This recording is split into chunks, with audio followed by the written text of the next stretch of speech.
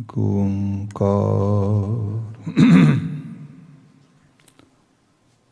ਸਤਿਨਾਮ ਕਰਤਾ ਪੁਰਖ ਨਿਰਭਉ ਨਿਰਵੈਰ ਅਕਾਲ ਮੂਰਤ ਅਜੂਨੀ ਸੈਭੰ ਗੁਰ ਪ੍ਰਸਾਦ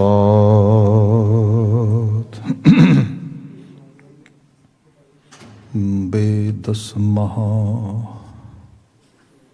ਰੁੱਤੀ ਥਿਤੀ ਵਾਰ ਭਲੇ ਘੜੀ ਮੁਹਤ ਪਲ ਸਾਚੇ ਆਏ ਸਹਿਜ ਮਿਲੇ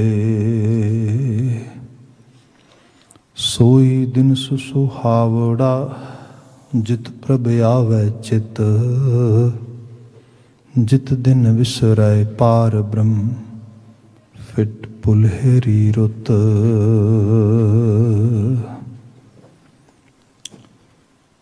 ਮਹਾ ਦਿਵਸ ਮਹੂਰਤ ਭਲੇ जिसको नदर करे नानक मंगै दरसुदान कृपा करो हरे नानक मंगै दरसुदान कृपा करो हरे सतनाम ਵਾਹਿਗੁਰੂ ਸਾਹਿਬ ਜੀਓ। 12 ਮਹਾ ਮਾਝ ਮਹਲਾ ਪੰਜਵਾਂ ਘਰ ਚੌਥਾ ਇੱਕ ਓੰਕਾਰ ਸਤਿਗੁਰ ਪ੍ਰਸਾਦ।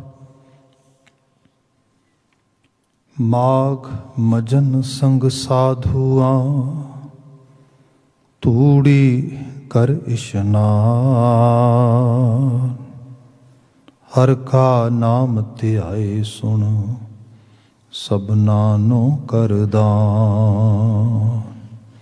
ਮਾਘ ਮਜਨ ਸੰਗ ਸਾਧੂਆਂ ਧੂੜੀ ਕਰ ਇਸ਼ਨਾਨ ਹਰ ਕਾ ਨਾਮ ਧਿਆਏ ਸੁਣ ਸਭਨਾ ਨੂੰ ਕਰਦਾਨ।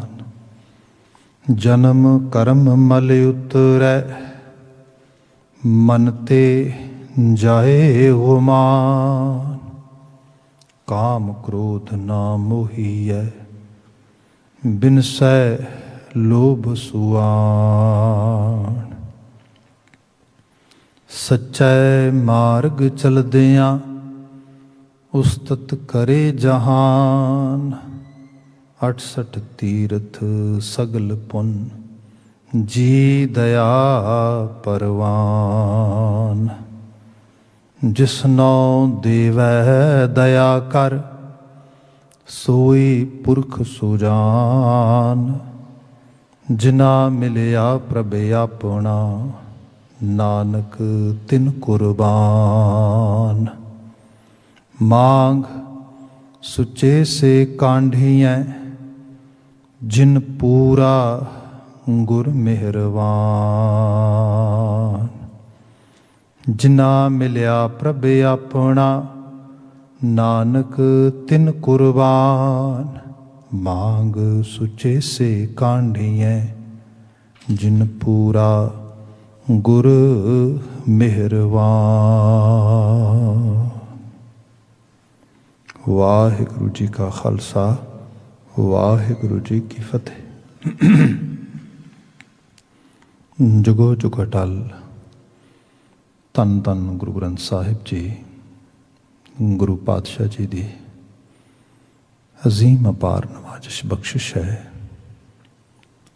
ਸ਼ਾਮ ਸਮੇਂ ਦਾ ਇਹ ਦੀਵਾਨ ਗੁਰੂ ਹਜ਼ੂਰੀ ਦੇ ਵਿੱਚ ਬਾਣੀ ਦਾ ਕੀਰਤਨ ਗਾਇਨ ਪਠਨ ਪਾਠਨ ਅਸੀਂ ਟੈਲੀਵਿਜ਼ਨ ਰਾਹੀਂ ਦੂਰ ਦਰਾਜ਼ ਘਰਾਂ ਥਾਵਾਂ 'ਤੇ ਬੈਠੇ ਮਾਣ ਰਹੇ ਹਾਂ। ਵਡਭਾਗੀ ਹਾਂ। ਤਵਾਰੀਖੀ ਤੌਰ 'ਤੇ ਅੱਜ ਦਾ ਦਿਨ ਖਾਸ ਕਰਕੇ ਖਜ਼ਾਨੇ ਦੀ ਟਾਪ 'ਤੇ जिथे अजकल गुरुद्वारा मुक्तसर साहिब सुशोभित है, उस उन्हां शहीदां नूं याद करन दा है जिन्हां दे बाबत एक जिहड़ा कॉमन वर्ड है असीं यूज़ करते हैं 40 मुक्ते। सो अज खास करके दिहाड़ा है, नाल ही माघ महीना इस तो प्रारंभ हो रहा है। गुरमत आशे मुताबक जिवें देसी महीने प्रारंभ होंदे ने, असी 12 माह माझ राग की रचना ये पढ़ते हाँ। किते किते सारी रचना गाई पढ़ी जाती है, अदरवाइज जिहड़ा स्पैसीफिक उस महीने के सिरनामे वाला शब्द आ हुक्मनामे तो बाद पढ़िया जाता है या गायन किया जाता है, तो जिथे मौका बनता उसकी व्याख्या भी होंदी है। उस रिवायत को कायम करदिया होया, उस रिवायत को फॉलो करदिया होया आप जी दे समकक्ष माझ राग की रचना 12 माह विचों माघ महीने के सरनामे हेठ जो इस पावन बाणी का 12वां पदा है वो पढ़िया गया है। अगले समय उसकी व्याख्या करांगे। नाल ही इतिहास के कुछ वो रंग जिन्हां दे विचों साडे शहीद, वो गुरु के मुरीद, वो सचियार, वो महापुरख जिहड़े सानू जीवन सेधां देंदे ने, जो साडे पुरखे बजुर्ग ने जिन्हां ने साडी होंद नूं कायम करदिआं अपनी होंद बड़े बड़े हक सच ते पहरा दिंदिआं मिटा दित्ती। उन्हां अमर शहीदां नूं कुछ अपने वल्लों पुष्प अर्पित करदिआं होइआं उन्हां उस खिदराणे की टाप ते उस समय की बाबत कुछ बात पावांगे। नाल ही उहदी अज दे समय सिग्निफिकेशन जिहड़ी है उहदी बात पावांगे। प्रारंभता इस 12 माह रचना के पदे तो करते हैं, जिवें कि अक्सर महीने बाद जदों असीं महीने के सरनामे हेठ इस माझ राग की रचना की बात पाउने हाँ, तो गल तुरदी है कि एक पंजाबी फोकलोर दे विच, पंजाबी काव काफिए या लोक काफिए दे विच एक बड़ा पुराना इस्त्री प्रधान लोक गीतां दा एक वणगी है, एक बनतर है। ये कई नाम मिल जाते हैं, कुछ औसियां दे गीत कह देंगे ने इसनूं, कुछ लोग बिरहणी गीत कहिंदे ने, कुछ 12 माह के रूप दे विच। गुरु ग्रंथ साहब दे विच जिथे बहुत सारे वखरे वखरे पंजाबी फोक के रूपों च गुरु साहब ने अध्यात्मी रचना सच का संदेश उपरजित किया, उन्होंने उस रूप दे विच गुरु बाबा जी ने प्रोड्यूस किया, उसकी सिरजना सिरजी। जिवें वारां ने, जिवें दिन रहन आ, घोड़ियाँ, अलाणियाँ, सोहिला, ਇਹੋ ਜਿਹੇ ਤੁਹਾਨੂੰ अनेकों वणगियां मिल जांदियां ने। सो दे विच एक 12 माह रचना भी है।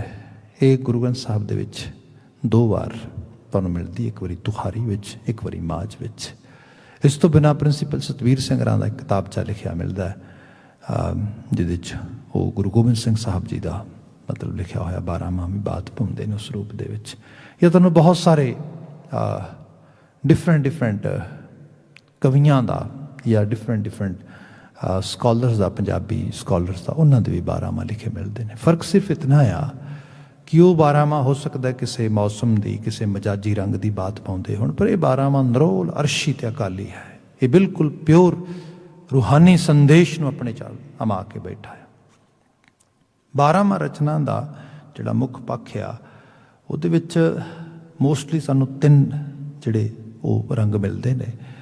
पहला रंग बिरहा का है, विछोड़े का रंग है।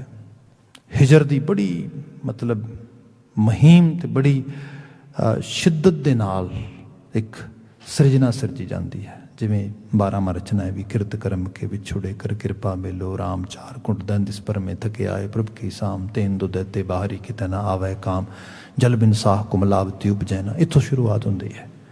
बिरहा की एक वेदना, विछोड़ा हो गया अकाल पुरख वाहिगुरू तो, ते विछड़िया नूं कोई चैन नहीं हैगा, तो हुण चैन तां मिले जे मिलाप हो जाए। इत्थे ये तो बिल्कुल कोरलेट करके आपां जो तवारीख नूं देखते हैं। देखो गुरु गोबिंद सिंह साहब जी की टोटलर बला असी उन्हां दा गुरपुरब मनाउंदिआं बात पा रहे सीगे। हकीम अल्लाह यार खां जोगी नूं फिर याद कर लैंदे हां थोड़ा। वो जिक्र करता है कि दुनिया के लोगों के कोल कोई पैमाना नहीं गा गुरु गोबिंद सिंह साहब नूं समझण मापण उन्होंने सही रूप दे विच अपनी सुरत चों घेर सकण दा, क्योंकि एडा वड्डा कद है, एड्डी वड्डी शख्सियत है, एड्डी वड्डा कैलीबर है, इन्नी वड्डी अध्यात्मी ते जिहड़ी उन्हां दी कारनामिਆਂ ਦੇ जो करतब उन्होंने चित्रित किए हैं, उन्होंने दे विच जिहड़ा उन्हां दा चरित्र उभरदा आ उन्होंने एक मनुखी सुरत किवें अपने विच अमा लवे। पर फिर भी वो कहंदा धरती के लोगों को हर तरह का बायस ते तोड़ना चाहिए। जो गुरु गोबिंद सिंह साहब नूं वेखण लगे ने उन्होंने एक खास करके कम्यूनिटी नाल रिलेट कर दोगे, उन्होंने एक खास समय विच पाबंद करके वेखोगे, उन्होंने बाबत एक मार्शल मास्टर मार्शल गुरु के रूप में सिर्फ देखोगे, या उन्होंने मरेला पीर के रूप में कई बार यहो जी बातें होंदियां तवारीख सानूं पढ़न सुनन मिलदियां, या जिन्होंने कहा गया कि जिन्होंने सिखां की जिहड़ी है होंद नूं एक मिलटराइज कर दिता, इस किस्म की बात अनेकां तुहानूं भारतीय खिते के बहुत सारे लिटरेचर यहो जी चीज़ां मिल जाएगी, कुछ इंटेंशनली कुछ अनइंटेंशनली कुछ डेफिनेटली बायस होकर लिखियां चीज़ां मिलदियां ने। उहदा जिहड़ा खास करके संदेश वो कहंदा इंसाफ करे जी से ज़माना तो यकीन है, कह दे गुरु गोबिंद का सानी ही नहीं है। कहंदा ज़माना इंसाफ पसंद नहीं गा, जे इंसाफ पसंद होए तो धन गुरु गोबिंद सिंह साहब जी का कोई मैच है? नैवर। कहते कि उन्होंने मुकाबले किनों खड़ा करांगे, किवें मेजर करांगे, किवें उस हस्ती नूं बयान कर सकांगे। इंसाफ करे जी से ज़माना तो यकीन है, कह दे गुरु गोबिंद का सानी ही नहीं है। वो प्यार मुरीदों से वो शफकत भी कहीं है, भक्ति में गुरु अर्श है संसार जमी है। वो कहता है जो गुरु गोबिंद सिंह साहब दे अपने मुरीदां सिखां प्यारियां नाल जिन्हां नूं ना ही प्यारे दिता, उन्हां दी प्रीत दी तंद वेखणी होए ते किवें वेखोगे। जिहड़ा ये सारा खिदराने की ढाब की जंग का दृश्य आ, ये गुरु साहब के सिखां के प्रति प्यार ते सिखां दा गुरु के प्रति लगन, इन्हां दोवां दी एक बड़ी डाढी एक प्रीख्या विचों लंघदियां होइयां फिर एक हायर लैवल के थ्रैशहोल्ड नूं टच करदी है सारी चीज़, जिहदे तुसीं विदावे की बात पढ़ते हो, विछड़ना तो फिर मिलना तो फिर मिलाप दे विच उस लैवल ते आ जाना जिथे गुरु दा आप जाकर उन्हें नवाजना बख्शना उस रूप दे विच। सो इस करके बात की कि ये जिहड़ी बात गुरु गोबिंद सिंह साहब की है कि इहदे बारे नहीं कहा जा सकता है कि वो प्यार मुरीदों से वो शफकत भी कहीं है, भक्ति में गुरु अर्श है संसार जमी है। कहंदा उल्फत के ये जज्बे कहीं देखे नहीं हमने। मतलब गुरु गोबिंद सिंह साहब दूसरा नाम आ एक उल्फत दे जज्बियां दा समुंदर, उल्फत मुहब्बत नूं कहंदे ने। क्या मुहब्बत दा दरिया, मुहब्बत दा एक ओशन है गुरु गोबिंद सिंह साहब। प्यार दी मूरत है, प्यार मनुखता लई, प्यार हर एक लई, प्यार दूजियां लई, इन्ना प्यार कि उस प्यार दे च अपने प्रेम दी भी आहूति देन लगे एक पल आया। बच्चे नूं सब तो प्यारे मापे ते मापियां दे खास करके पिता ते पिता दी शहादत मनुखता ले क्या कमाल है। उल्फत के ये जज्बे, ये उल्फत दे जज्बे ने, खलूस मुहब्बत दा जज्बा आ जिहड़ा गुरु बाबा जी दी मनुखता लई चढ़ चढ़ के पैंदा आ सारे दा सारा। खैर जे एक रंग होर इहदे नाल ऐड करते हैं हकीम जी दे खास करके राइटिंग्स दे विचों ही, तो जो बयान करता है कि सतगुरु गोबिंद तू अब्र कर्म है, सतगुरु गोबिंद तू अब्र हम है, सानी तेरा दारा था सिकंदर है ना जम है, खाता तेरे कदमों की फरीदों भी कसम है। कहता हातिम का शिखावत से नाम बुलाया, जुर्रत से हमें रुस्त में बहराम बुलाया। हाय गुरु गोबिंद सिंह साहब जो तेरे वाल देखते हैं क्योंकि ये परशियन लिटरेचर ते कल्चर आ रही हस्ती है, एक मोमन लिखा रही है, मुसलमान लिखा रही है, जिन्हों शहादत दा बहादरी दा असल विच बड़ा वड्डा एक्सपोजर है राइटिंग्स के तौर पर, क्योंकि वो कोल एक बड़ी वड्डी एक अरब देशों तो पारस की खाड़ी तो लैके ऑल द वे भारती खिते तक वो कोल बड़े बड़े योद्धियां की लिस्ट आ, दलेरां दे वड्डे वड्डे नां ने, जंगजुआं की बात है। पर वो कहंदा गुरु गोबिंद सिंह साहब तेरे सामने तेरे पैर दे रेशे दे नमिंद भी नहीं कोई। कहंदा हकीकत आ कि सानू जो तेरी जरूरत, तेरी बहादरी, तेरी दलेरी, तेरी उस रवा रफ्तगी देखते हैं सारे दी सारी, हर चीज बिल्कुल शून्य हो जाती, सिफर हो जाती, छोटी हो जाती है ਉਹਦੇ ਸਾਹਮਣੇ। ਉਹ ਜਿਹੜੇ अल्फाज ने कि ਜਿਹੜਾ खाता तेरे कदमों की फरीदूं भी कसम है, मतलब तेरे पैरों की सौं खाण जोगा भी कोई नहीं बचता पिछे। मैं की दसा ना लैके खास करके बड़े बड़े बहादुर दलेर की बात करके। फिर वो बयान करता है, कहता हातिम का शिखावत से नाम भुलाया, जुर्रत से हमें रुस्तमे बहराम। रुस्तम लोग बहुत वड्डा कोई सूरमा दलेर, कोई बड़ा वड्डा पहलवान होए, रैसलर होए, उसनों बहुत वड्डा खिताब देना होए अरबी ते खास करके एशियन खिते दे विच ਉਹਨੂੰ ਕਹਿੰਦੇ ਨੇ ਉਹਦੇ ਇਲਾਕੇ ਦਾ ਨਾਂ ਨਾਲ ਲਾ ਕੇ रुस्तमे पंजाब, रुस्तमे जो है हिंद, रुस्तमे जहां, रुस्तमे जमा, इस किस्म के तखल्लस दिते जाते हैं। वो कहते गुरु गोबिंद सिंह साहब क्योंकि रुस्तम कहते एडा वड्डा सी, उसदा मुकाबला कोई कर नहीं सकता।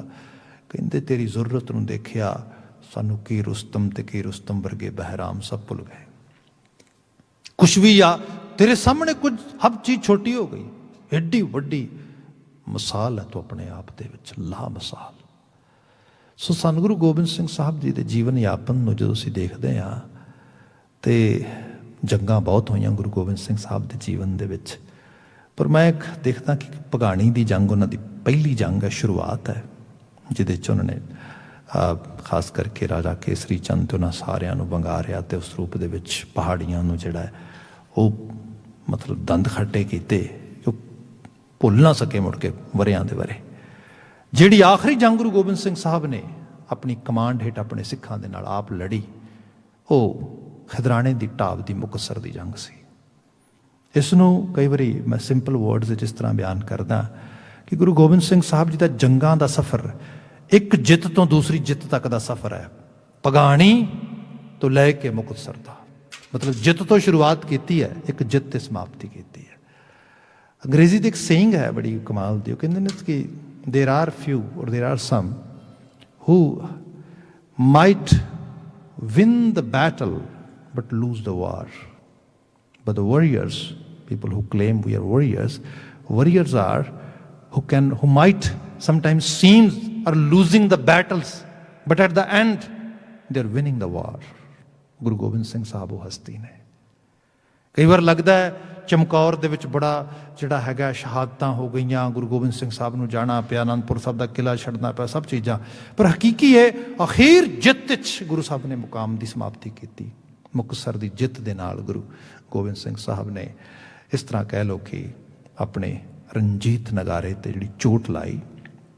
नरसिंघा जिहड़ा गुरु गोबिंद सिंह साहब ने जिहड़ा अपने जीवन दे जंग के मैदान में आप वजाया आखिरी बार, एक जित दे नाल उहदी समाप्ति की। ये है मुकतसर की एक्चुअल लैवल ते जिहड़ी तवारीख है उहदी प्राप्ति। फिर उहदे तो पहला असीं थोड़ा रंग ये देखते हाँ कि गुरु गोबिंद सिंह साहब बड़े थोड़े जे समय दे विच जदों चमकौर तो निकलते वाया माछीवाड़े तो होंदे होए गनी खान नबी खान दे नाल होंदे, गुरु महाराज आलमगिर दे रस्ते राय डल्लां दे कोलों दी होंदे, ऑल द वे साहिब पातशाह जिहड़ा आ कोटकपूरे दे इलाके दे विच कांगड़ देश पहुँचते, हुक्मनामे पहुँचते आले दुआले, दूरों वहीरा कद के सिख जिन्होंने पता लगता क्या सब कुछ वापरिया है।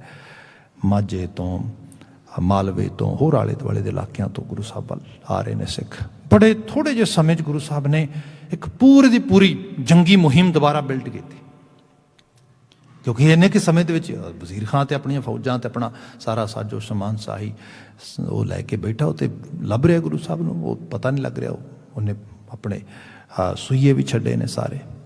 सो सारे दे अंदर गुरु साहब कांगड़ देश के विच ने, तो इत्थों ही कोटकपूरे के इलाके दे विचों जो कपूरा उतों का खास करके नवाब सीगा, वो गुरु साहब को आप अपना मेहमान भी बनाउंदा है, प्यार भी करता है, और बहुत सारिया यहो चीज़ां यहो तवारीख पढ़निया मिलदियां। गुरु साहब रूपालो रुमाणो खिदराणा इस इलाके उस समय दे विच ने। इत्थे कुछ चीज़ां इस तरह वापरदियां ने कि माझे तो कुछ लाहौर के बंदे नाल लैके जे कि जो कि उन्हें चौधरी उन्होंने सिखा के भेजते, या वो एक मतलब उन्होंने वादा करके आउंदे कि गुरु गोबिंद सिंह साहब नूं असीं मनावांगे कि वो जंग वाला राह छड्ड देण। हालांकि गुरु गोबिंद सिंह का जंग वाला राह ही नहीं हैगा, ਗੁਰੂ ਸਾਹਿਬ ਆਪ ਜਫਰਨਾਮੇ 'ਚ ਔਰੰਗਜ਼ੇਬ ਲਿਖਦੇ, ਮੇਰਾ ਕੰਮ ਜੰਗ ਕਰਨਾ ਨਹੀਂ ਸੀਗਾ, ਅਸੀਂ ਤੇ ਰਬਾਬ ਦੇ ਉੱਤੇ ਰੱਬੀ ਤਰਾਨੇ ਗਾਉਣ ਵਾਲੇ ਲੋਕ ਸੀਗੇ। ਸਾਡਾ ਕੰਮ ਤੇ ਅਕਾਲ ਪੁਰਖ ਵਾਹਿਗੁਰੂ ਦੀ ਸਤੁਤੀ ਦੇ ਨਾਲ ਮਨੁੱਖਤਾ ਦੇ ਕਲਿਆਣ ਵਾਸਤੇ ਮਨੁੱਖਤਾ ਦੀ ਉਸਾਰੀ ਦਾ ਕੰਮ ਸੀਗਾ, ਜਿਹੜੀ ਖਾਸ ਕਰਕੇ ਉਹਨੂੰ ਅਧਿਆਤਮਿਕ ਤੇ ਆਤਮਿਕ ਤੌਰ ਤੇ ਉਸਾਰਨਾ ਹੈ। ਪਰ ਇਸ ਰਾਹ ਦੇ ਉੱਤੇ ਤੁਰਦਿਆਂ ਹੋਇਆਂ ਜੇ ਮਨੁੱਖਤਾ ਤੇ ਜ਼ੁਲਮ ਹੋਏ ਤੇ ਭਾਈ ਉਸ ਜ਼ੁਲਮ ਨੂੰ ਹੁੰਦੇ ਨੂੰ ਵੇਖਣਾ, ਸਹਿਣਾ, ਇਹ ਧਰਮ ਨਹੀਂਗਾ, ਇਹ ਅਧਰਮ ਹੈ। ਹਾਂ, ਇਹ ਅਸੀਂ ਅਧਰਮ ਨਹੀਂ ਹੋਣ ਦਿੱਤਾ, ਇਹ ਧਰਮ ਦੇ ਅਸੀਂ ਬਿਲਕੁਲ ਖਿਲਾਫ, ਅਸੀਂ ਉਸ ਧਰਮ ਨੂੰ ਪਾਲੇ ਰੱਖਿਆ।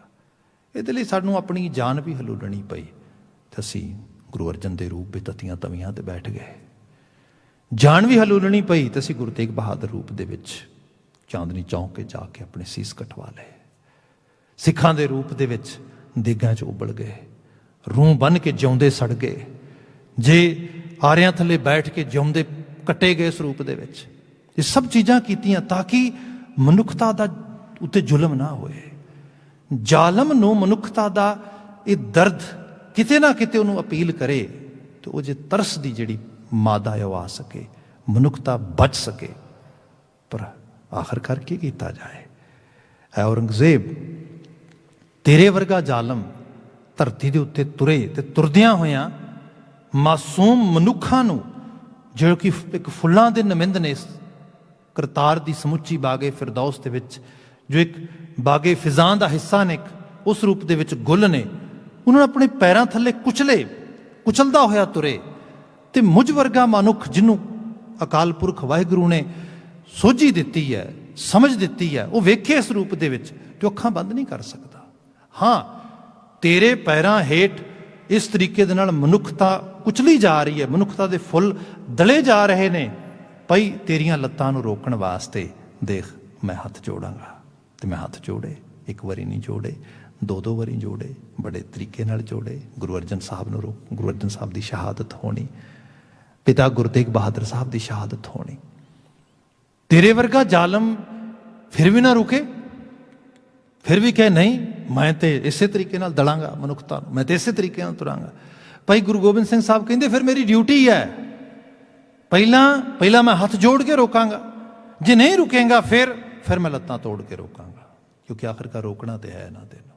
ਇਸ ਕਰਕੇ ਫਿਰ ਜਦੋਂ ਸਾਰੇ ਹੀਲੇ ਵਸੀਲੇ ਰਹਿ ਗਏ, ਫਿਰ ਸ਼ਮਸ਼ੀਰ ਦੇ ਦਸਤੇ ਨੂੰ ਹੱਥ ਪਾਇਆ ਜਾ ਕੇ। ਇਹ ਮੌਲਿਕ ਬਾਤ ਹੈ। ਗੁਰੂ ਸਾਹਿਬ ਕੋਈ ਉਸ ਰੂਪ ਦੇ ਵਿੱਚ ਇਹ ਨਹੀਂ ਕਿ ਸਾਰੀ ਜਿਹੜੀ ਜੰਗ ਆ ਇਹ ਡਿਫੈਂਸ ਦੀ ਹੈ। ਗੁਰੂ ਸਾਹਿਬ ਅਨੰਦਪੁਰ ਸਾਹਿਬ ਛੱਡ ਕੇ ਅਟੈਕ ਕਰਨ ਥੋੜ੍ਹਾ ਗਏ, ਚੰਬੇ ਗਏ ਹੋਣ, ਮੰਡੀ ਗਏ ਹੋਣ, ਜਾਂ ਜਿਹੜਾ ਹੈਗਾ ਬਿਲਾਸਪੁਰ ਗਏ ਹੋਣ, ਜਾਂ ਸਰਹੰਦ ਹੀ ਆਏ ਹੋਣ, ਦਿੱਲੀ ਪਹੁੰਚ ਗਏ ਹੁਣ ਅਟੈਕ ਕਰਨ ਵਾਸਤੇ। ਨਾ, ਗੁਰੂ ਗੋਬਿੰਦ ਸਿੰਘ ਮਹਾਰਾਜ ਤੇ ਆਪਣੇ ਅਨੰਦਪੁਰ ਸਾਹਿਬ ਕਿਲੇ ਦੇ ਵਿੱਚ ਬੈਠ ਕੇ ਮਨੁੱਖਤਾ ਦੇ ਕਲਿਆਣ ਹਿਤ ਸੱਚ ਦਾ ਸੰਦੇਸ਼ ਦੇ ਰਹੇ ਸੀ। ਹਾਂ, ਨਿਮਾਣਿਆਂ ਦਾ ਮਾਣ ਸੀਗੇ ਉਹ। ਆਪਾਂ ਉਸ ਦਿਨ ਬਾਤ ਕਰ ਰਹੇ ਸੀ ਨਾ ਕਿ ਗੁਰੂ ਗੋਬਿੰਦ ਸਿੰਘ ਸਾਹਿਬ, ਕਾਦਰੇ ਹਰ ਕਾਰ ਗੁਰੂ ਗੋਬਿੰਦ ਸਿੰਘ, ਬੇਕਸਾਰਾ ਯਾਰ ਗੁਰੂ ਗੋਬਿੰਦ ਸਿੰਘ। ਭਾਈ ਸਾਹਿਬ ਭਾਈ ਨੰਦ ਲਾਲ ਜੀ ਕਹਿੰਦੇ ਕਾਦਰੇ ਹਰ ਕਾਰ, ਜੇ ਕਿਤੇ ਮੰਨਿਆ ਜਾਏ ਨਾ ਵੀ ਕਾਦਰ ਦਾ ਕੋਈ ਸਭ ਤੋਂ ਨੇੜੇ ਹੈ, ਜੇ ਕੋਈ ਕਾਦਰ ਦੇ ਬਿਲਕੁਲ ਆਤਮਸਾਤ ਹੋਣ ਵਾਲੀ ਹਸਤੀ ਹੈ, ਗੁਰੂ ਗੋਬਿੰਦ ਸਿੰਘ ਤੁਸੀਂ ਹੋ। ਤੁਸੀਂ ਰੱਬ ਦੇ ਯਾਰ ਹੋ।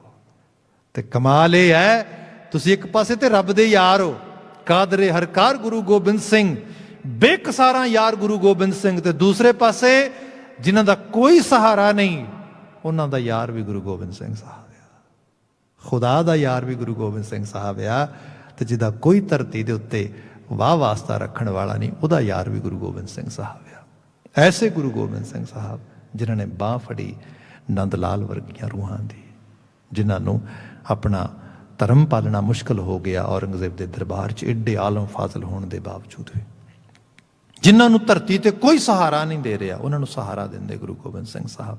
ਸੋ ਇਹ ਬਾਤ ਕੀਤੀ ਕਿ ਮੇਰਾ ਤੇ ਇਹੀ ਕੰਮ ਸੀਗਾ, ਮਜ਼ਲੂਮ ਦੀ ਰੱਖਿਆ ਸੀਗਾ ਅਸਲ ਦੇ ਵਿੱਚ। ਇਹ ਮੇਰੀ ਮੁੱਖ ਰੂਪ ਦੇ ਵਿੱਚ ਕਾਰਜਤਾ ਸੀਗੀ। ਪਰ ਹੁੰਦਾ ਕੀ ਹੈ ਕਿ ਜਦੋਂ ਬੰਦੇ ਦੇ ਉੱਤੇ ਲਾਲਚ, ਤੇ ਲਾਲਚ ਦੇ ਨਾਲ ਜਿਹੜਾ ਧਰਤੀ ਦੇ ਉੱਤੇ ਹੈ ਕਿ ਮੇਰੀ ਕੁਝ ਕਿਸੇ ਤਰੀਕੇ ਨਾਲ ਮੈਂ ਸਟੈਬਲਿਸ਼ ਹੋ ਗਿਆ, ਸਥਾਪਿਤ ਹੋ ਗਿਆ, ਤੇ ਸਥਾਪਤੀ ਦੇ ਵਿੱਚ ਇੱਕ ਡਰ ਵੀ ਜੋ ਕੁਝ ਬਣਿਆ ਸਵਰਿਆ ਗਵਾਚ ਨਾ ਜਾਏ।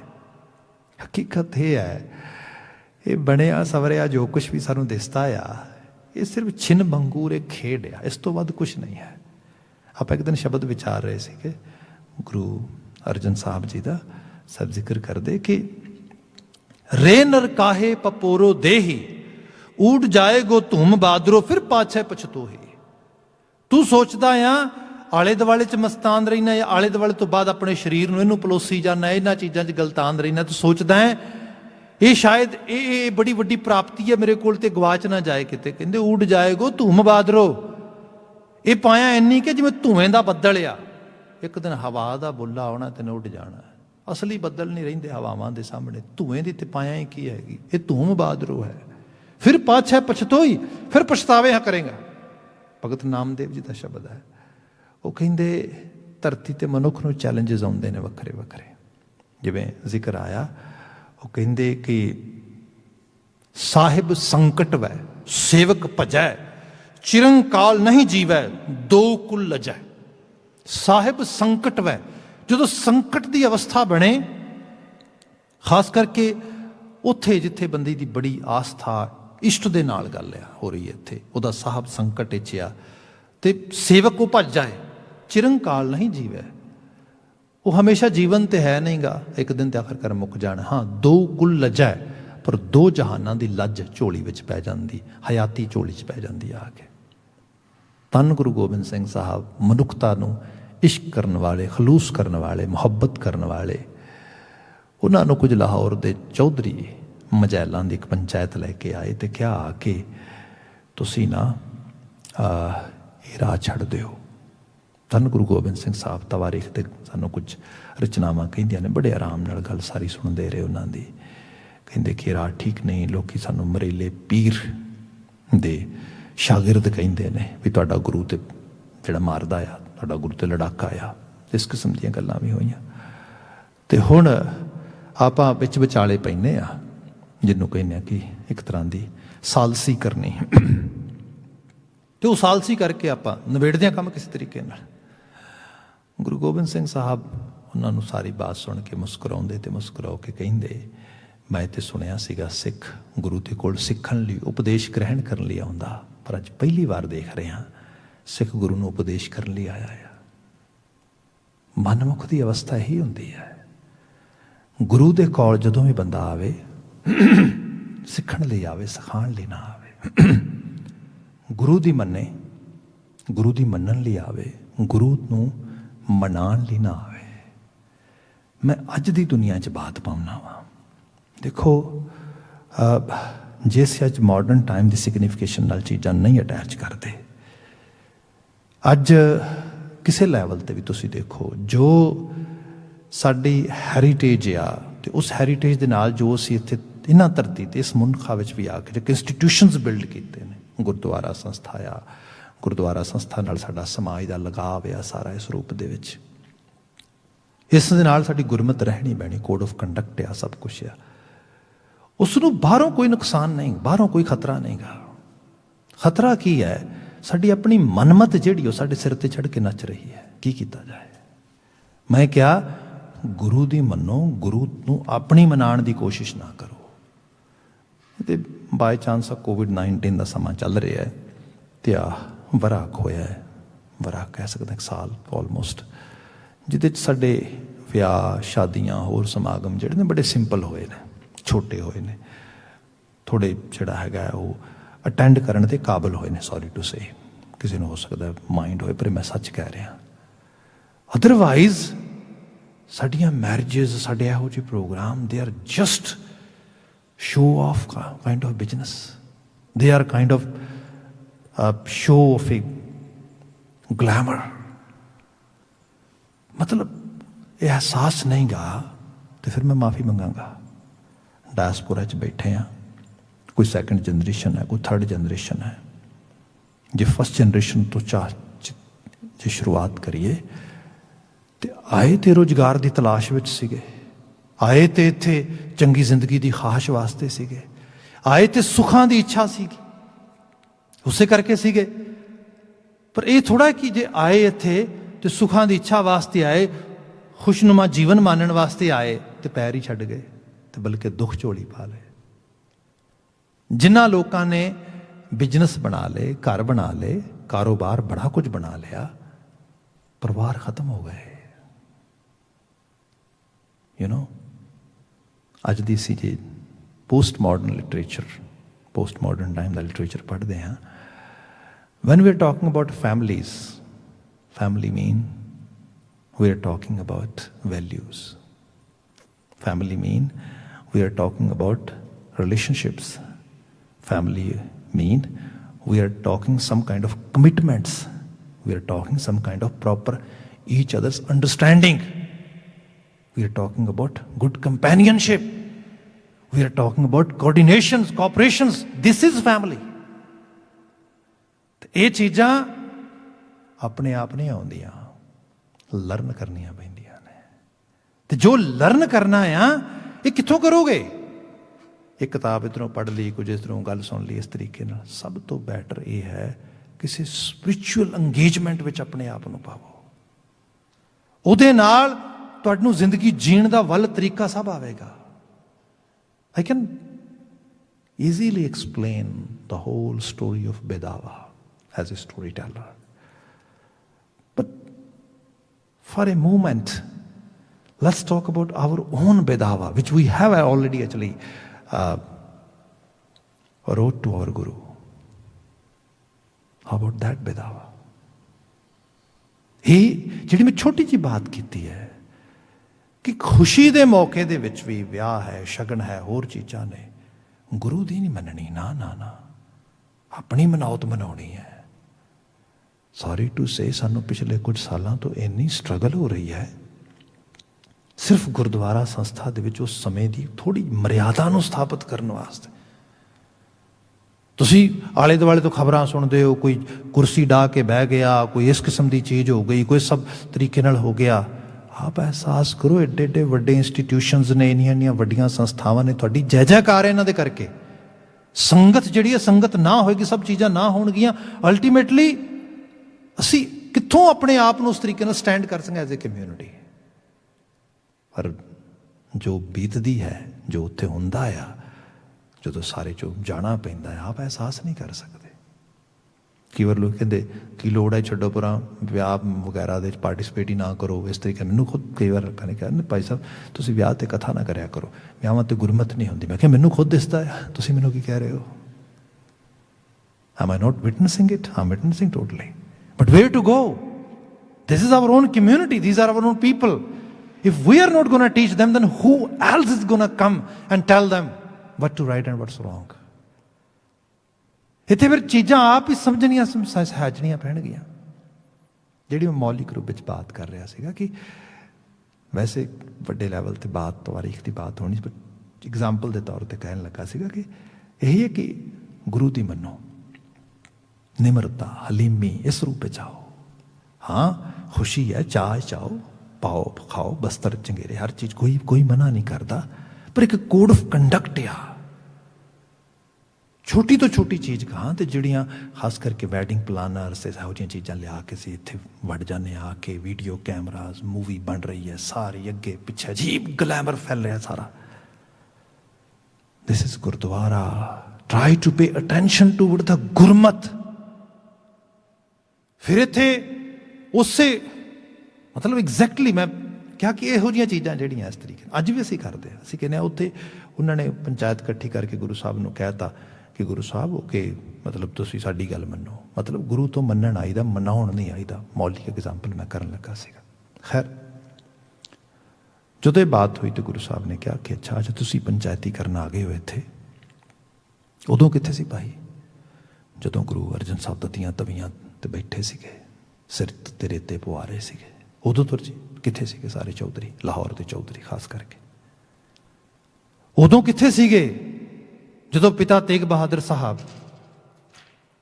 ਸ਼ਹਾਦਤ ਦਾ ਜਾਮ ਪੀ ਰਹੇ ਸੀ ਚਾਂਦਨੀ ਚੌਕ ਦੇ ਵਿੱਚ? ਉਦੋਂ ਕਿੱਥੇ ਸੀਗੇ ਜਦੋਂ ਭਾਈ ਦਿਆਲੇ ਵਰਗੀਆਂ ਰੂਹਾਂ ਦੇਗਾਂ ਚੋਂ ਬਲ ਰਹੀਆਂ ਸੀਗੀਆਂ?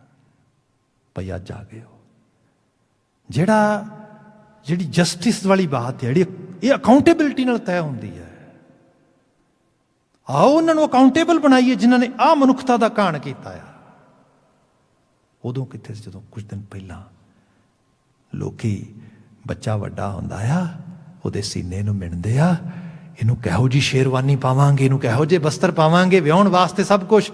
ਮੇਰੇ ਪੁੱਤ ਵੱਡੇ ਹੋ ਰਹੇ ਸੀ, ਮੈਂ ਉਹਨਾਂ ਦੀਆਂ ਛਾਤੀਆਂ ਮਿਣਦਾ ਸੀ ਆਪਣੀਆਂ ਗਿੱਠਾਂ ਦੇ ਨਾਲ, ਤੀਰ ਕਿੰਨੇ ਖਾਣਗੇ ਹਿੱਕ ਦੇ ਵਿੱਚ। ਇਹਦੇ ਚੋਂ ਗੁਜ਼ਰ ਰਿਹਾ ਸੀਗਾ ਮੈਂ।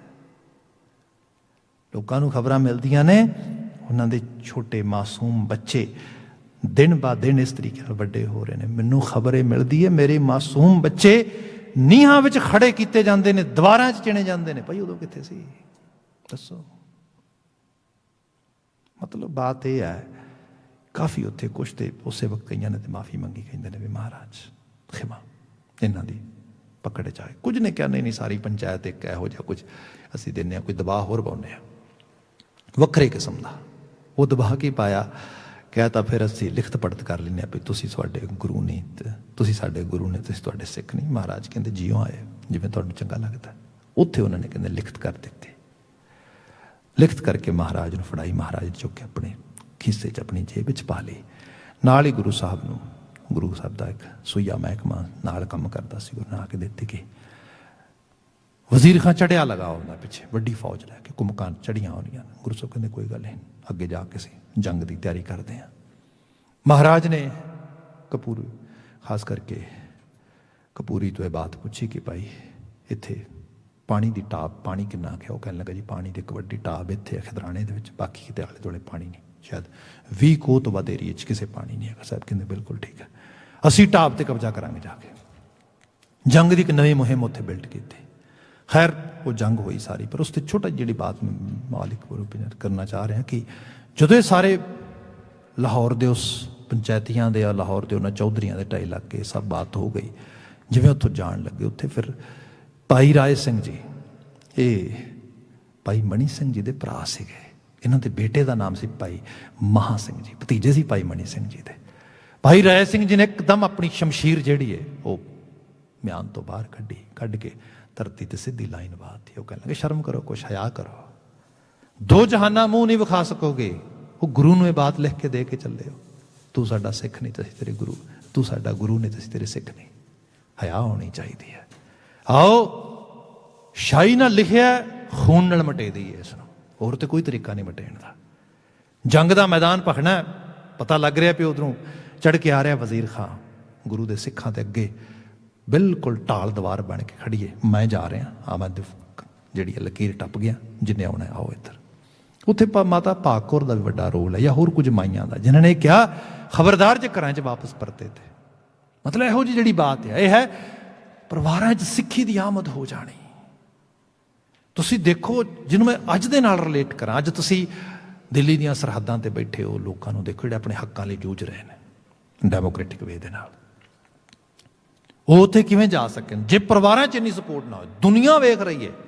It's not a small actually kind of act, it's a history and they have already built it, that's clear।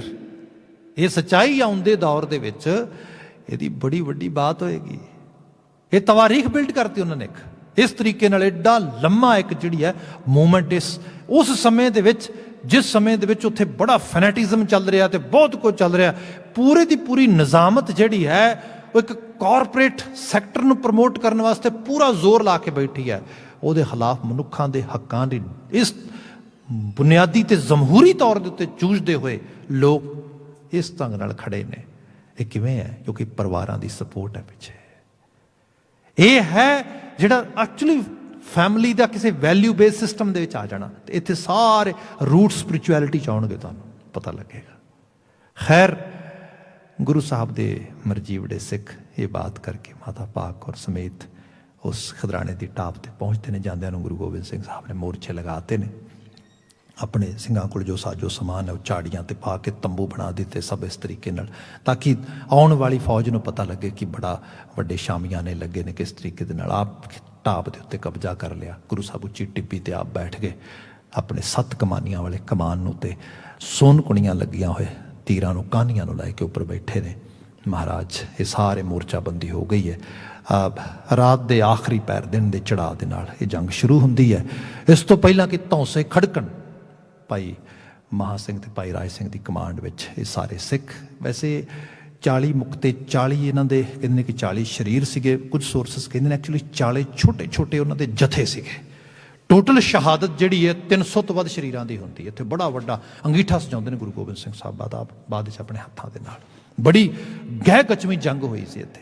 ਖੈਰ ਸਾਹਿਬ ਪਾਤਸ਼ਾਹ ਫਿਰ ਆਪ ਜਦੋਂ ਜੰਗ ਦੀ ਕਮਾਂਡ ਆਪ ਸੰਭਾਲ ਰਹੇ ਨੇ ਉੱਚੀ ਟਿੱਬੀ ਤੇ ਬੈਠ ਕੇ, ਸਾਹਿਬ ਮਹਾਰਾਜ ਦੇ ਉਸ ਮੋਰਚਿਆਂ ਤੋਂ ਬਣਾਏ ਤੋਂ ਅਗਲੇ ਪਾਸੇ ਇਨਫੈਂਟਰੀ ਦੇ ਤੌਰ ਤੇ, ਮਤਲਬ ਇਨ ਫਰੰਟ ਆਫ ਆਲ ਜਿਹੜੇ ਉਹਨਾਂ ਨੇ ਬੈਟਲ ਦੇ ਵੱਖਰੇ ਵੱਖਰੇ ਸੋਰਸਸ ਬਣਾਏ ਸੀਗੇ, ਉਹਨਾਂ ਦੇ ਅੱਗੇ ਜਾ ਕੇ ਭਾਈ ਰਾਏ ਸਿੰਘ ਤੇ ਮਹਾਂ ਸਿੰਘ ਰੀ ਜੱਜ ਗਏ ਤੇ ਐਡੇ ਜ਼ੋਰ ਦਾ ਲੋਹਾ ਵਿਖਾਇਆ ਵੀ ਜਿਨ੍ਹਾਂ ਨੂੰ ਆਪਣੇ ਮੱਥੇ ਤੇ ਆਪਣੇ ਮੂੰਹਾਂ ਤੇ ਦੁਸ਼ਮਣ ਦੇ ਸ਼ਸਤਰਾਂ ਨੂੰ, ਦੁਸ਼ਮਣ ਦੇ ਲੋਹੇ ਨੂੰ ਸਹਿਆ।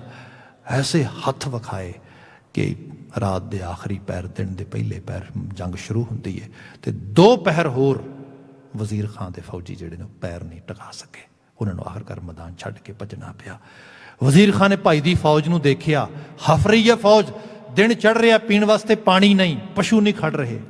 ਅਖੀਰ ਉਹਨੇ ਇਸ ਤਰ੍ਹਾਂ ਆਲੇ ਦੁਆਲੇ ਜਦੋਂ ਖਬਰ ਕੀਤੀ ਵੀ ਆਖਰਕਾਰ ਪਾਣੀ, ਉਹ ਕਹਿੰਦੇ ਪਾਣੀ ਦੇ ਤੇ ਕਬਜ਼ਾ ਹੈ ਇਹਨਾਂ ਦਾ, ਪਾਣੀ ਤੇ 20 ਖੋਹ ਤੱਕ ਨਹੀਂ ਮਿਲਣਾ। ਹੌਸਲੇ ਬਿਲਕੁਲ ਪਸਤ ਹੋ ਗਏ।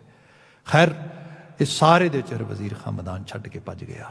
ਗੁਰੂ ਸਾਹਿਬ ਨੇ ਬਾਤ ਕੀਤੀ ਸੀਗੀ ਕਿ ਭਗਾਣੀ ਦੀ ਜੰਗ ਤੋਂ ਜਿੱਤ ਦਾ ਸਫ਼ਰ, ਜੰਗਾਂ ਦਾ ਸਫ਼ਰ ਸ਼ੁਰੂ ਕੀਤਾ ਸੀਗਾ ਤੇ ਇੱਥੇ ਖਿਦਰਾਣੇ ਦੀ ਢਾਬ ਮੁਕਤਸਰ ਦੀ ਜੰਗ ਵਿੱਚ ਜਿੱਤ ਦੇ ਨਾਲ ਗੁਰੂ ਸਾਹਿਬ ਆਖਰੀ ਜੰਗ ਸਮਾਪਤੀ ਕਰਦੇ ਨੇ। ਇਸ ਤੋਂ ਬਾਅਦ ਮਹਾਰਾਜ ਫਿਰ ਟਿੱਬੀ ਤੋਂ ਥੱਲੇ ਆ ਜਾਂਦੇ ਨੇ। ਉੱਥੇ ਗੁਰੂ ਸਾਹਿਬ ਬੜੀਆਂ ਨਵਾਜ਼ਸ਼ਾਂ ਬਖਸ਼ਿਸ਼ਾਂ ਕਰਦੇ ਨੇ। ਮਹਾਰਾਜ ਵੇਖਦੇ ਨੇ ਵੀ ਮੇਰੇ ਤੇ ਮੋਰਚੇ ਆ ਬੜੇ ਸੀਗੇ, ਇਹਨਾਂ ਤੋਂ ਅੱਗੇ ਮੋਰਚੇ, ਹਾਂ ਇਹ ਫਿਰ ਮੁਕਤੇ ਨੇ। ਫਿਰ ਇਹ ਤਵਾਰੀਖ ਕਹਿੰਦੀ ਗੁਰੂ ਸਾਹਿਬ ਫਿਰ ਜਿਹਨਾਂ ਮੋਰਚੇ ਆਪ ਲਗਾਏ ਸੀ ਨਾ, ਉੱਥੋਂ ਫਿਰ ਜਿਵੇਂ ਕਦਮ ਪੁੱਟਦੇ ਨੇ ਅਗਲੇ ਪਾਸੇ, ਜਿੱਥੇ 5 ਕਦਮ ਪੁੱਟਦੇ ਨੇ ਤੇ 5 ਕਦਮਾਂ ਤੇ ਜਿਹੜਾ ਅੱਗੇ ਵੱਧ ਕੇ ਸਰੀਰ ਸ਼ਹੀਦ ਹੋ ਕੇ ਪਿਆ ਆ, ਮਹਾਰਾਜ ਉਹਨੂੰ ਆਪਣੇ ਹੱਥਾਂ ਨਾਲ ਚੱਕਦੇ ਨੇ। ਮਹਾਰਾਜ ਫਿਰ ਕਹਿੰਦੇ ਮੇਰਾ 5000 ਹੀ ਹੈ, ਜਿਹੜਾ 10 ਕਦਮਾਂ ਤੇ ਪਿਆ 10,000 ਹੀ ਹੈ, ਜਿਹੜਾ 20 ਤੇ 20,000 ਹੀ ਹੈ, ਜਿਹੜਾ ਜਿੰਨੇ ਕਦਮ ਅੱਗੇ ਵੱਧ ਕੇ ਮਹਾਰਾਜ ਫਿਰ ਉਹਨੂੰ ਨਵਾਜ਼ਦੇ ਲੱਗੇ ਜਾਂਦੇ ਨੇ। ਇਸੇ ਤਰੀਕੇ ਨਾਲ ਫਿਰ ਕਰਦਿਆਂ ਭਾਈ ਰਾਏ ਸਿੰਘ ਨੂੰ ਗੁਰੂ ਸਾਹਿਬ ਆਪ ਆਪਣੇ ਹੱਥਾਂ ਨਾਲ ਚੁੱਕਦੇ ਨੇ। ਫਿਰ ਮਹਾਰਾਜ ਜਾ ਕੇ ਮਾਤਾ ਭਾਗ ਕੌਰ ਜ਼ਖਮੀ ਹਾਲਤ 'ਚ ਨੇ, ਉਹਨਾਂ ਦੀ ਤਿਮਾਰਦਾਰੀ ਵਾਸਤੇ ਇੰਤਜ਼ਾਮ ਕਰਦੇ ਨੇ। ਫਿਰ ਉੱਥੋਂ ਹੀ ਮਹਾਂ ਸਿੰਘ ਨੂੰ ਜਦੋਂ ਪਛਾਣਦੇ ਨੇ ਮਹਾਰਾਜ ਤੇ ਵੇਖਦੇ ਨੇ ਨਬਜ਼ ਚੱਲਦੀ ਹੈ, ਝੋਲੀ 'ਚ ਆਪਣੀ 'ਚੋਂ ਸਿਰ ਲੈਂਦੇ ਨੇ। ਜੋ ਰੁਤਬਾ ਗੁਰੂ ਕੇ ਸਾਹਿਬਜ਼ਾਦਿਆਂ ਨੂੰ ਵੀ ਪ੍ਰਾਪਤ ਨਾ ਹੋਇਆ, ਉਹ ਇਹਨਾਂ ਸਿੱਖਾਂ ਨੂੰ ਪ੍ਰਾਪਤ ਹੋਇਆ। ਸਾਹਿਬ ਨੇ ਇੱਕ ਨੂੰ ਝੋਲੀ 'ਚ ਰੱਖਿਆ, ਸਰੀਰਾਂ ਨੂੰ, ਉਹਨਾਂ ਦੇ ਸਰੀਰਾਂ ਨੂੰ ਸਿਰਾਂ ਨੂੰ ਪਲੋਸਿਆ। ਮਹਾਰਾਜ ਨੇ ਆਪ ਪਿਆਰ ਕੀਤਾ ਉਹਨਾਂ ਨੇ ਕਿ ਉਲਫਤ ਕੀ ਇਹ ਜਜ਼ਬੇ ਕਹੀਂ ਦੇਖੇ ਨਹੀਂ ਹਮਨੇ, ਹੈ ਦੇਖਣਾ तो एक बात सुने भी नहीं हमने। ਇਹੋ ਜੀ ਉਲਫਤ ਤੇ ਖਲੂਸ ਦੀ ਮੁਹੱਬਤ ਦਾ ਸਾਗਰ ਹੈ ਗੁਰੂ ਗੋਬਿੰਦ ਸਿੰਘ ਸਾਹਿਬ। ਉੱਥੇ ਫਿਰ ਭਾਈ ਮਹਾਂ ਸਿੰਘ ਨੂੰ ਸਾਹਿਬ ਮਹਾਰਾਜ ਦੀ ਥੋੜ੍ਹੀ ਕਹਿੰਦੇ ਨੇ ਗੱਲਬਾਤ ਹੁੰਦੀ ਹੈ ਤਵਾਰੀਖ ਦੇ ਵਿੱਚ। ਮਹਾਰਾਜ ਵੇਖਦੇ ਨਬਜ਼ ਚੱਲਦੀ ਹੈ, ਸਾਹਿਬ ਕਹਿੰਦੇ ਜ਼ਖਮ ਬੜੇ ਨੇ ਪਰ ਆਪਾਂ ਜ਼ਖਮਾਂ ਨੂੰ ਸੀ ਸਕਦੇ ਹਾਂ। ਵੈਦ ਹਕੀਮ ਬੁਲਾਓ, ਇਲਾਜ ਟ੍ਰੀਟਮੈਂਟ ਜਿਹੜਾ ਹੋ ਰਿਹਾ ਉਹਦੇ ਵਿੱਚ। ਇਸ ਮਰਜੀ ਬੜੇ ਸੂਰਮੇ ਨੇ ਹੱਥ ਜੋੜੇ, ਪਾਤਸ਼ਾਹ ਨਾ ਇਹ ਲਹੂ ਡੁੱਲਣ ਦਿਓ। ਇਹ ਲਹੂ ਗੁਰੂ ਤੋਂ ਬਾਗੀ ਹੋ ਕੇ ਜੀਣਾ ਚਾਹੁੰਦਾ ਸੀਗਾ ਨਾ ਮਹਾਰਾਜ, ਇਹ ਇਸ ਧਰਤੀ ਦੇ ਉੱਤੇ ਇਹਨੂੰ ਹਕੂਕ ਨਹੀਂ ਰਹਿਣ ਦਾ। ਸਾਹਿਬ ਪਾਤਸ਼ਾਹ ਕੁੱਟ ਕੇ ਉਹਦੇ ਗਲ ਨੂੰ ਆਪਣੇ ਉਸ ਤਰੀਕੇ ਨਾਲ ਕਲੇਜੇ ਦੇ ਨੇੜੇ ਲੈਂਦੇ ਨੇ, ਉਹਦੇ ਸਿਰ ਨੂੰ, ਤੇ ਸਾਹਿਬ ਕਹਿੰਦੇ ਨਾ ਸੂਰਮਿਆ, ਤੁਸੀਂ ਮਾਝੇ ਦੀ ਰੱਖ ਵਿਖਾਈ ਹੈ। ਇਹ ਘਰਾਂ ਵਿੱਚ ਚੱਲਦਾ ਆ, ਦੇਖੋ ਇਹ ਗੁਰੂ ਦੀ ਨਵਾਜ਼ਿਸ਼ ਆ। ਗੁਰੂ ਇੰਨੀ ਕੁ ਪਾਇਆ ਰੱਖਦਾ ਆ, ਉਹਦੇ ਘਰ ਦੇ ਵਿੱਚ ਗਲਤੀ ਕਰਕੇ ਵਾਪਸੀ ਹੁੰਦੀ ਆ, ਮਾਫ ਕਰਦਾ ਆ। ਇਹ ਗੁਰੂ ਦੀ ਖਾਸੀਅਤ ਹੈ। Forgiveness is the virtue of Guru. When we are exercising this virtue in our life, that means we can claim we are sick of our Guru. ਇੱਥੇ ਗੁਰੂ ਨੇ ਆ ਬਾਤ ਕੀਤੀ ਹੈ। ਉਹਨੇ ਫਿਰ ਬਾਤ ਕਹੀ ਮਹਾਰਾਜ ਕਹਿੰਦੇ ਨੇ, ਗੁਰੂ ਗੋਬਿੰਦ ਸਿੰਘ ਸਾਹਿਬ ਕਹਿੰਦੇ ਕਿ ਸਿੰਘਾ ਕੁਝ ਮੰਗ, ਦਿਲ 'ਚ ਬੜੀ ਖੁਸ਼ੀ ਹੈ, ਕੁਝ ਦੇਣ ਨੂੰ ਜੀ ਕਰਦਾ ਹੈ। ਕਹਿਣ ਲੱਗਾ ਪਾਤਸ਼ਾਹ ਇਸ ਕਾਬਲ ਨਹੀਂ ਗਏ। ਸਭ ਕਹਿੰਦੇ ਨਾ, ਕੁਝ ਤੇ ਕਹੇ, ਤੇ ਕਹਿਣ ਲੱਗਾ ਪਾਤਸ਼ਾਹ ਟੁੱਟੀ ਜੋੜ ਦੋ। ਸਭ ਕਹਿੰਦੇ ਉਹ ਦਿਲੋਂ ਤੇ ਤੋੜੀ ਨਹੀਂ ਸੀ ਕਦੇ। ਮੈਨੂੰ ਕੱਲ ਵੀ ਵਿਸ਼ਵਾਸ ਸੀ, ਅੱਜ ਵੀ ਵਿਸ਼ਵਾਸ ਆਉਂਦੇ, ਕੱਲ ਵੀ ਵਿਸ਼ਵਾਸ ਹੈ। ਜਿਹੜਾ ਗੁਰੂ ਕਾ ਸਿੱਖ ਹੈ, ਗੁਰੂ ਕਾ ਸਿੱਖ। ਕਹਿਣ ਲੱਗਾ ਨਾ ਪਾਤਸ਼ਾਹ, ਹੱਥ ਬਣ ਕੇ ਮਹਾਰਾਜ ਹੱਥੀਂ ਲਿਖ ਕੇ ਦਿੱਤਾ ਪਰਵਾਨਾ ਆ, ਪਾਤਸ਼ਾਹ ਬਖਸ਼ ਦਿਓ। ਸਾਹਿਬ ਦੇ ਖਿੱਸੇ 'ਚ ਸੀ, ਕਹਿੰਦੇ ਨੇ ਮਹਾਰਾਜ ਨਾਲ ਹੀ ਕੱਢਿਆ, ਕੱਢ ਕੇ ਮਹਾਰਾਜ ਨੇ 2 ਟੋਟੇ ਕੱਢ। ਟੂਟੀ ਗੰਢ ਨਹਾਰ ਗੋਪਾਲ, ਜਿਹੜੀ ਬਾਤ ਹੈ ਨਾ ਐਗਜ਼ੈਕਟ ਤਵਾਰੀਖ ਨੇ ਸਾਹਮਣੇ ਦੇਖੀ। जैसा बालक पाए सुपाए लख अपराध कमाए। हाँ कर उपदेश झिड़कै बहु पाती, बहुत पिता गड़ला। जिहड़ा पिता आ वो बच्चे दे गुनाह नहीं देखदा, वो अपना सुभाव देखदा आ। जो शरण आवे तिस कंठ लावे, ये बिरध स्वामी संदड़े बिरध की एग्जाम्पल दी तुहानूं गुरु गोबिंद सिंह साहब ने। उत्थे क्या महाराज ने ये मुक्ति का धाम बनेगा। तो मुक्ति का धाम मतलब यह है सैलवेशन उदों ही मिलती है जो बंदा अपने कीते गुनाह नूं पूरे समर्पण के नाल स्वीकार के तो उदों माफ़ करने वाले से तुरदा है। करतार भी माफ़ करने वाला है, गुरु भी माफ़ करने वाला है। अज मांगी का दिन उन्होंने शहीदां नूं नमन करदे होए असीं बतीत करते हैं। आउंदे कल इस पते की व्याख्या करांगे क्योंकि समा काफ़ी ज़्यादा हो गया है। इत्थे समाप्ति। भुलां गलतियां ना चितारिओ। सरबत दे भले ते सरबत दी चढ़दी कला दी अरदास दे नाल समापन। वाहिगुरू जी का खालसा, वाहिगुरू जी की फतेह।